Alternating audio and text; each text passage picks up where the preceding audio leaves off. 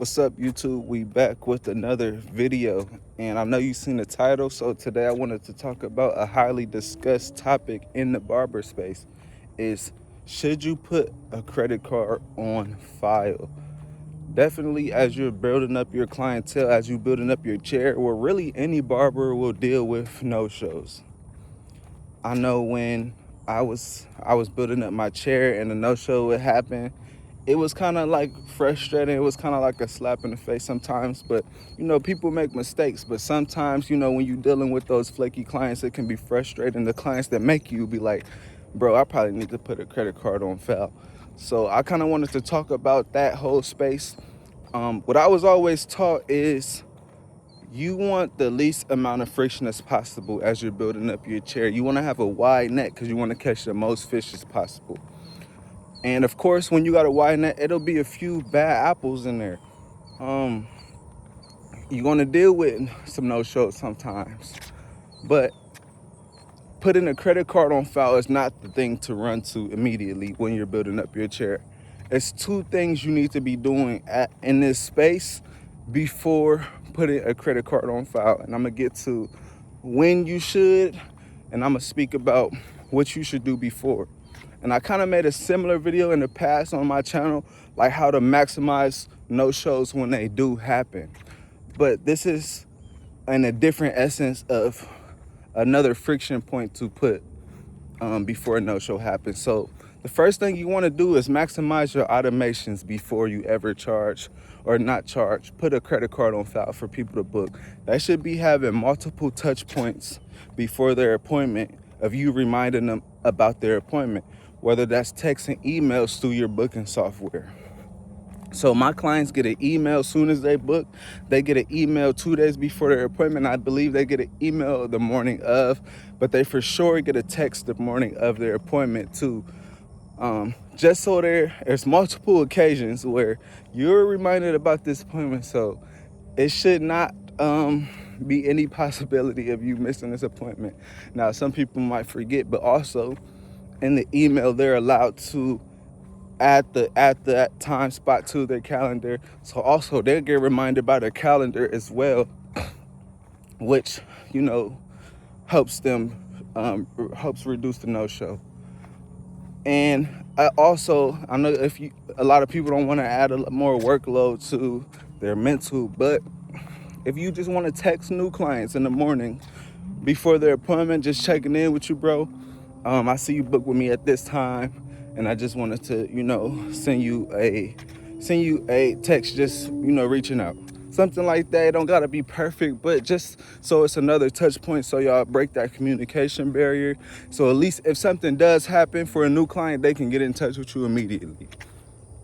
The next thing you need to do is work on your conflict resolution and handle those problems on an individual basis. Not all your clients are going to no-show you. So one thing I began to do on the certain clients that it became a habit, like I probably, once I seen their name on my booking link, I was like, they're probably going to cancel no-show or, reschedule, something like that. I started having those clients specifically. I would just be upfront with them, like, hey, given these things, so they know where I'm coming from, so they know my perspective. Given these situations, I'm gonna need you to pay before you book an appointment. You gotta cash at me, Zelle me something, and that's another friction point for that client. Granted, you're not trying to get over on anyone. You just want them to have a little bit of seriousness before telling you or booking an appointment with you. And because now their money is on the line, and I would just let them know that it's not, non-refundable. And sometimes these type of clients, they will stop coming once you put that friction point in place. And you're not trying to just kick people, get rid of people, but you do want space for people who are serious about booking with you, who are excited to come sit in your chair, who it's not a last minute thought. You know what I mean? Like those people who, as soon as they leave, you see their name pop up for their next appointment, or they might have already scheduled recurring appointments.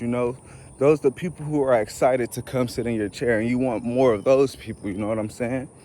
So those two ways you can maximize before.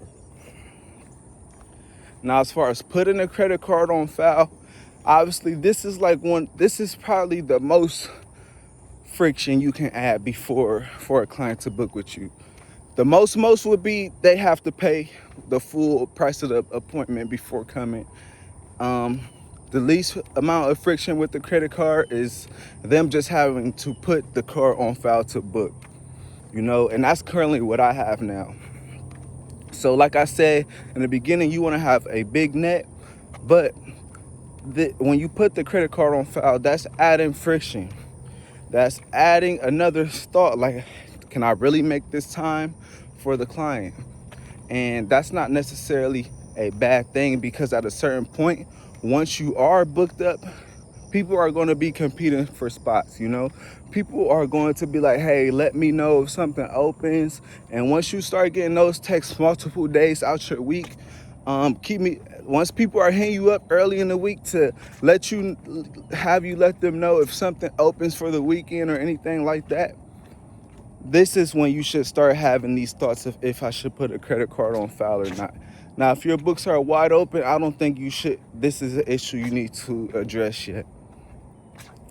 Just because now, like I said, that'll scare away some of the flaky clients and open spots for clients who are excited to book. And you are going to catch some friction from the clients as well. So some of your returning clients are going to, everybody's not comfortable with putting their card on file. And it's new to some people to do it with you because you haven't did it before, So it kind of catches them off guard. But if you simply explain what's going on, what's your rationale behind it and why you're doing it, most of your clients who already booked and that'll give you no issues, it's not going to be a problem. They're going to understand. They know what's going on. Like, they understand that no shows happen. Just, even though they're not a barber, they get it. It's just like their career or whatever they do, So I would say that's my take on it. Don't be in a super rush to do it. But once you are booked up, it's okay with adding another friction point. That's completely fine. As long as you are going to just take a little bit of hit initially, but your books are going to be right back filled up after, a month or a few weeks. It's going to be right back the same. And it just takes a lot off your mental load knowing that, okay, if I have my schedule booked, I have a lot of great clients who always show up, but if a no-show just happens to happen, be understanding. Give people grace too sometimes. Just like you want grace with your clients if you're running late, give them grace too. Like, if a typical client no-shows you once, okay, they might have made a mistake, but after that, that's when you start implementing the fees and all that type of stuff, but also just be understanding with your clients. But that's my take on the no-shows. Just don't be in a rush to do it.